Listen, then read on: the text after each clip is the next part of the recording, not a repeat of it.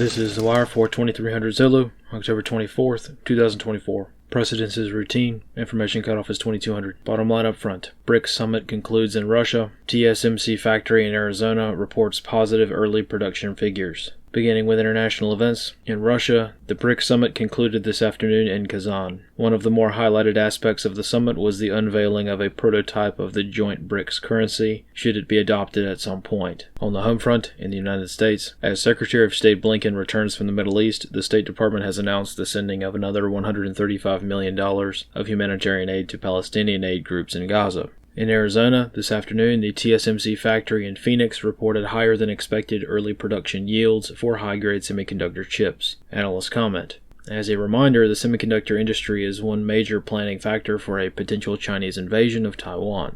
As most of the world's high-grade computer chips are made in Taiwan, the implication for many years has been the assumption of a halt to the global technology sector due to critical factories being destroyed were a conflict to occur. Over the past year, TSMC, the world leader in these highly advanced chips, has ramped up the relocation of much of their production to the United States, where the production lines would allegedly be slightly safer from Chinese bombs. The Phoenix factory, just beginning to come online now and providing positive production data, is a major mitigating factor for the global risks of a war in Taiwan and reduces the potential for the United States to become directly involved in the war as well. Analyst comments for this wire. As is typical with international diplomatic summits, the sideline deals during the BRICS summit have been more important opportunities for diplomacy than official proceedings. Representatives from Azerbaijan and Armenia were observed to be conducting some informal diplomatic meetings between sessions, a somewhat surprising sight amid the exceptionally serious conflict between the two nations. Similarly, India took center stage in a few different ways. India met with China for the first time in several years, with the leaders of both nations expressing a bilateral desire for improving relations. Separately, India also rejected Turkey's bid to join BRICS, likely due to Turkey's strong ties with India's mortal enemy, Pakistan.